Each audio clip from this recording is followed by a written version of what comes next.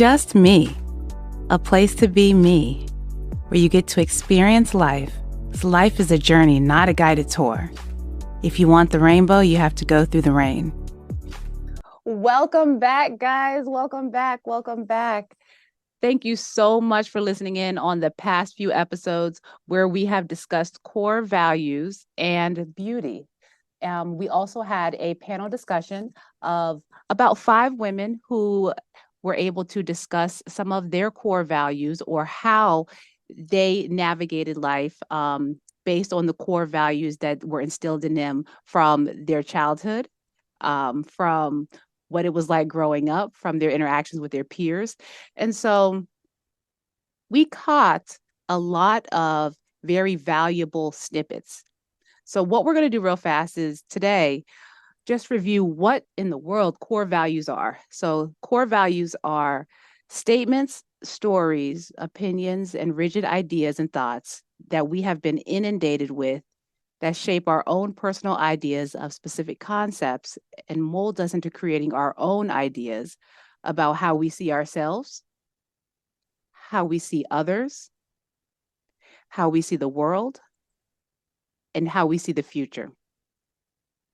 And with our past 2 episodes, we polled about 5 women and we asked them, 5 women who identify as BIPOC, Black, Indigenous people of color. And we asked them what exactly they remember or recall experiencing as growing up as it relates to beauty and what type of core beliefs they developed based on what they experienced from their mom. Or it could be a mother figure, or it could be someone in their life that helped to guide them into adulthood. And we got various responses around the concept of beauty, self-image, self-confidence, faith, creating boundaries, loving and caring for yourself, control and vulnerability, building relationships with others, independence and self-sufficiency, and coping skills. And so when we think about all of these things and what we learned from various representatives in our childhood and in our life, we got some very significant key points to that. One of the key points being that with that group of panelists, recognizing that dualism and duality can exist as we began to acknowledge what our mom or our mother representative has instilled in us, but then also acknowledging that while those lessons have been learned, how helpful and how effective are they as we transition into different phases of our life? And one of the themes that came out is being a caring spirit and being kind and being able to afford our services to other people. But then at the same time, recognizing that we have to have healthy boundaries for ourselves and being comfortable with that concept and that statement of no is an answer, is a statement, is a sentence, and you have to set boundaries, healthy boundaries for yourself, while also being a kind, caring, and helpful individual for your family and for your loved ones. Ms. Tracy, talk about that. That was one of the most exciting of the episodes when we talked about that. It is so easy to just continue to follow a pattern that you used to.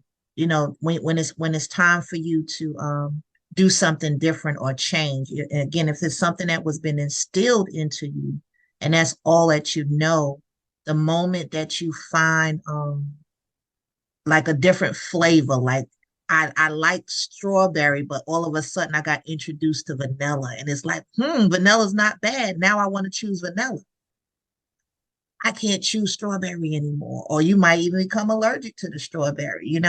So, but we struggle trying to get out of what we what was our norm into our new norm.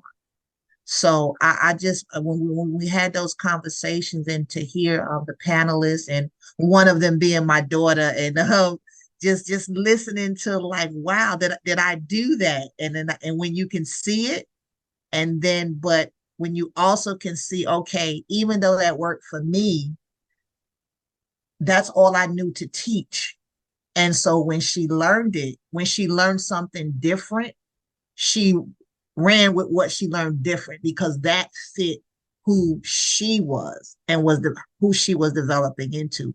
And I think when we get to the point and be like, you know, hey, that worked for my mom, but it ain't work for me. I don't have to do this. I don't have to follow that role or have that same thought process because again, based on the experience that we have, it won't be the same. Mhm. So though these conversations just opened up like a lot of little things. I even came across a one of those things that you put on your freezer or your refrigerator, and it said when I open my mouth, I realize I'm sounding like my mother. It's like, oh yeah, I got that from my mother. So when I saw that, I had to get them, and even got my daughter's one. Be like because you really realize that wow, like those things they transfer over. And then again, if you're transferring over negative things, that's not good.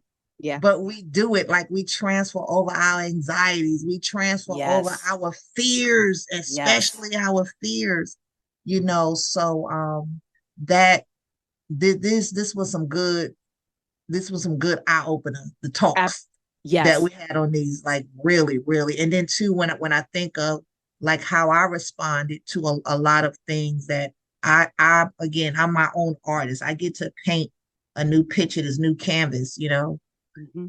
to do me, to let my truth be my truth and not my mother's truth.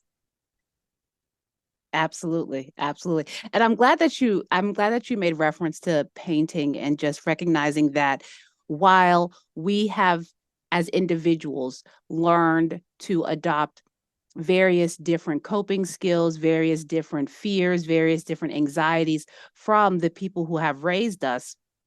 And in this segment, in this series, we're focusing on mothers. While we have adopted some of those things, that doesn't mean that it has to be continuously transcended over into our daughters or our sons.